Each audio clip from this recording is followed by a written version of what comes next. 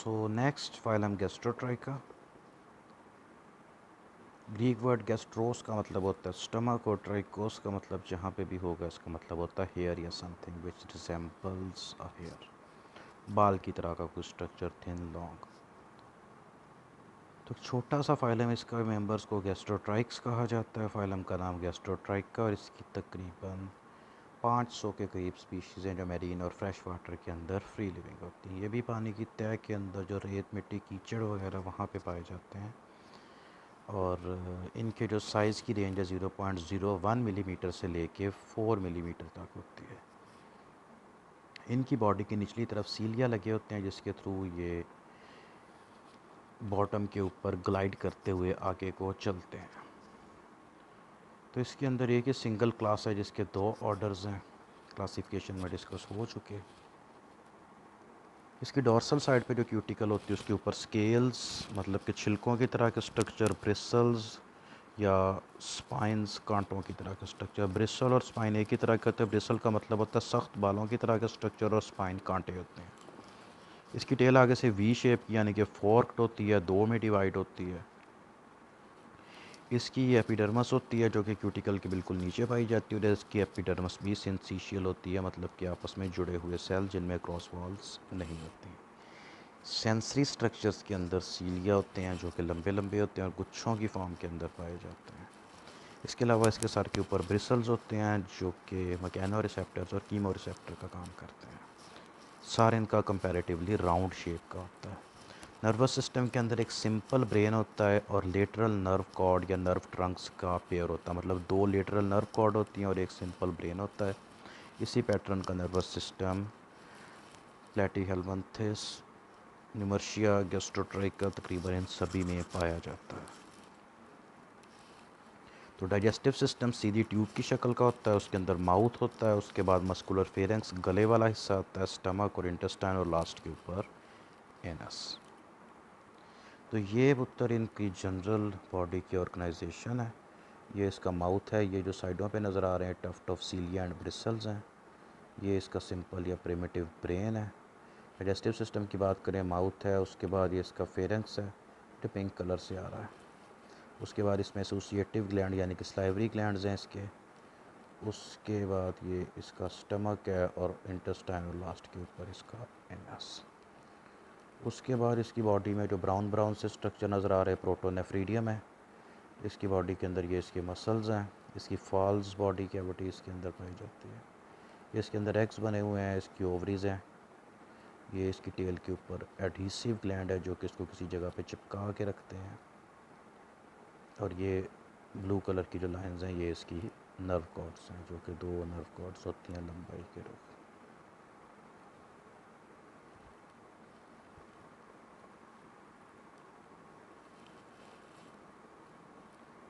तो फूड को निगलने के लिए माइक्रो ऑर्गेनिज्म के ऊपर ये फीड करते हैं या फिर पानी में कोई चीज़ गल सड़ के छोटे छोटे पीसेस में टूट गई है उनको खाते हैं। उसके लिए इसकी फेरेंक्स जो कि मस्कुलर होती है तो वो पंप करके चीज़ को इसके मुंह के अंदर खींच लेती है। डाइजेशन एक्स्ट्रा सेलुलर यानी कि डाइजेशन इसकी डाइजेस्टिव कैविटी के अंदर होती है जो कि स्टमक और इंटेस्टाइन है। इसकी टेल के ऊपर चिपकने वाले ग्लैंड्स पाए जाते हैं जो कि इस तरह के केमिकल्स रिलीज़ करते हैं जिससे एनिमल किसी सॉलिड चीज़, पत्थर वगैरह के साथ चिपक जाता है ताकि पानी के साथ बह के आगे को ना चला जाए। जो स्पीशीज़ फ्रेश वाटर में पाई जाती हैं उनके अंदर पेयर्स की फॉर्म में प्रोटोनेफ्रीडिया पाए जाते हैं और मैरीन वाले जो होते हैं उनके अंदर प्रोटोनेफ्रीडिया नहीं होते। तो फ्रेश वाटर की बॉडी की जो ऑस्मोलैरिटी है वो अपने सराउंडिंग इन्वायरमेंट से थोड़ी फ़र्क होती है। एनिमल हाइपरटोनिक होता है और वाटर हाइपोटोनिक होता है। जबकि मैरीन इन्वायरमेंट में जो गैस्ट्रोट्राइका रहते हैं उनकी बॉडी की ऑस्मोलैरिटी उनके सराउंडिंग मैरीन वाटर जितनी ही होती है, इसलिए उनको ऑस्मो रेगुलेशन की ज़रूरत नहीं पड़ती और इसके अंदर वैसे ही प्रोटोनेफ्रीडिया वगैरह नहीं होते। एक तो ऑस्मो रेगुलेशन की ज़रूरत नहीं पड़ती, दूसरा उनके अंदर जो भी वेस्ट बनता है वो साथ के साथ ही पानी के अंदर रिलीज़ हो जाता है। तो इसके प्रोटोनेफ्रीडिया वही फ्लेम सेल की शक्ल के ही होते हैं जैसे कि हम ऑलरेडी डिस्कस कर चुके हैं। मैरीन स्पीशीज़ के अंदर रिप्रोडक्शन सेक्सुअल होती है और ये हर्माफ्रोडाइट है यानी कि एक ही एनिमल के अंदर मेल और फीमेल रिप्रोडक्टिव सिस्टम दोनों फंक्शनल हालत के अंदर मौजूद होते हैं। फ्रेश वाटर स्पीशीज़ के अंदर मोस्टली एसेक्सुअल रिप्रोडक्शन होती है और वो पार्थेनोजेनेसिस से रिप्रोड्यूस करते हैं। तो फीमेल दो तरह के अनफर्टिलाइज एग देती है, एक जिनके ऊपर बारीक वाला शेल होता है वो टूटता है और उससे आगे फीमेल्स पैदा होती हैं। दूसरी तरह के अंडे उनके ऊपर शेल थोड़ा मोटे वाला होता है, ये अनफेवरेबल कंडीशंस को भी गुजार लेते हैं, लंबे लंबे अरसे तक ये डोरमेंट पड़े रहते हैं। फिर जब ये टूटते हैं तो ये आगे जाके ये करेक्शन है थोड़ी मेल्स में चेंज हो जाते हैं। लार्वल स्टेज इसके अंदर नहीं होती, डेवलपमेंट डायरेक्ट होती है, यानी कि अंडे से जो इसका इंडिविजुअल निकलता है वो सेम एडल्ट की तरह का होता है, बस साइज़ के अंदर थोड़ा सा छोटा होता है।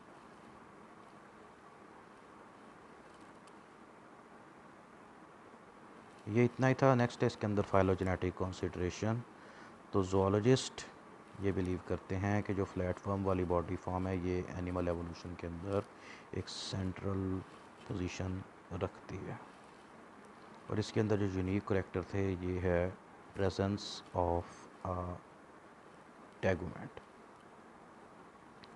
तो टैगुमेंट वाले करैक्टर को साइनेपोमॉर्फी कहा जाता है।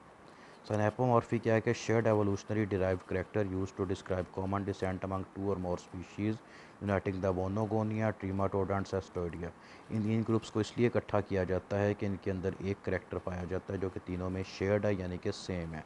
वो करैक्टर है टैगुमेंट। तो इस करैक्टर को आप एक बड़ी एग्जांपल से ऐसे समझें कि जो मैमल्स होते हैं इसकी क्लासिफिकेशन आपने इंटर वगैरह के अंदर पढ़ी हुई है। तो मैमल्स के तीन ग्रुप्स हैं जिसके अंदर होते हैं प्रोटोथीरिया, मेटाथीरिया और यूथीरिया। प्रोटोथीरिया जो होते हैं उनके अंदर डक बिल्ड प्लेटिपस आते हैं जिनके अंदर बिल्कुल प्रिमिटिव बर्ड्स और रेप्टाइल की तरह के करैक्टर हैं, चोंच वगैरह होती है, अंडे देते हैं। फिर आते हैं मेटाथीरिया जिनको मार्सूपियल कहा जाता है, उनकी बैली के ऊपर एक पाउच लाइक स्ट्रक्चर होता है जिसमें उनके बच्चे रहते हैं। और फिर आते हैं प्लेसेंटल मैमल या यूथीरिया जिनके बेबी उनकी बॉडी के अंदर डेवलप करते हैं और जब पैदा होते हैं कम्प्लीटली डेवलप होते हैं। इन तीनों ग्रुप्स की शक्ल सूरत और बाकी इनकी फिजियोलॉजी एक दूसरे से काफ़ी ज़्यादा फ़र्क है, लेकिन ये फिर भी एक क्लास मेमेलिया के अंदर इकट्ठे हैं। वजह उसकी ये है कि इनके अंदर एक शेयर्ड करेक्टर है, यानी कि production of milk and presence of mammary gland. तो इस तरह के करेक्टर को साइनेपोमॉर्फी कहा जाता है। उसके बाद अगला ये कि जो पैरासिटिक फ्लैटवर्म्स हैं ये फ्री लिविंग इंसेस्टर से ही बने और कैम्ब्रियन पीरियड के अंदर आके, जो कि आज से तकरीबन 60 करोड़ साल पहले का दौरान है, उस वक्त दौरान चूँकि लाइफ के अंदर डाइवर्सिटी बहुत ज़्यादा आ गई, इस करके कुछ फ्री लिविंग फ्लैटवर्म्स ने हड हरामी का रास्ता चुना और वह दूसरे एनिमल्स के ऊपर या उनके अंदर पैरासाइट के तौर पे रहना शुरू हो गए। तो जो इब्तदाई प्लेटफॉर्म पैरासाइट थे ये कैम्ब्रियन पीरियड और उसके बाद पाए जाने वाले मोलस्का, आर्थ्रोपोडा और इकाइनोडर्म यानी कि स्टारफिश वगैरह के अंदर पैरासाइट के तौर पे रहते थे।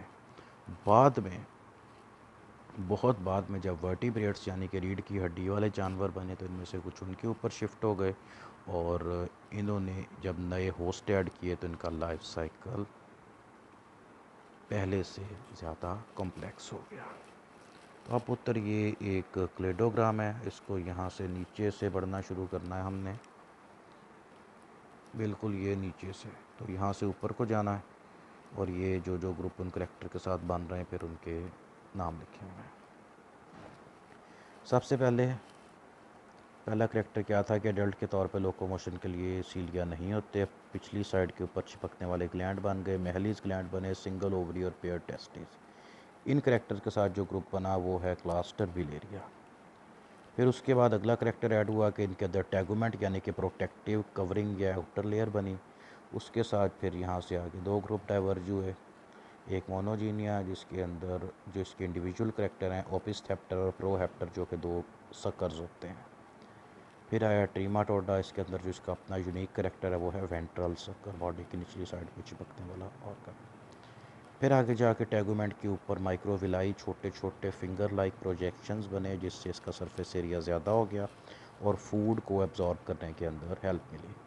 स्कोलेक्स यानी कि बाकायदा सर बना, डाइजेस्टिव सिस्टम ख़त्म हो गया और बॉडी सेगमेंटेड बन गई और इससे सेस्टोइडिया बने यानी कि टेप वर्म्स।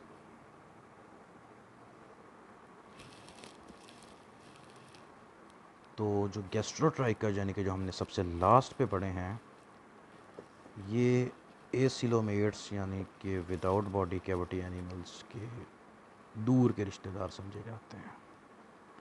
वजह यह है कि गैस्ट्रोट्राइका के बहुत सारे मेंबर्स के अंदर बॉडी कैविटी नहीं होती, मोनोइशियस होते हैं, साइज़ में छोटे होते हैं, निचली साइड पे जो सीलिका लगे होते हैं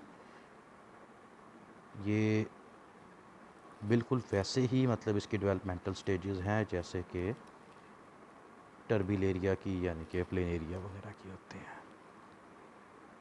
तो आप लोगों से गुजारिश यही है कि आप जो भी चैप्टर याद कर रहे हैं इसके अंदर जनरल करैक्टरिस्टिक्स और मेंटेनेंस फंक्शंस यानी कि उनकी बॉडी के सिस्टम्स के ऊपर फोकस करें, इनसे ज़्यादा क्वेश्चन आते हैं।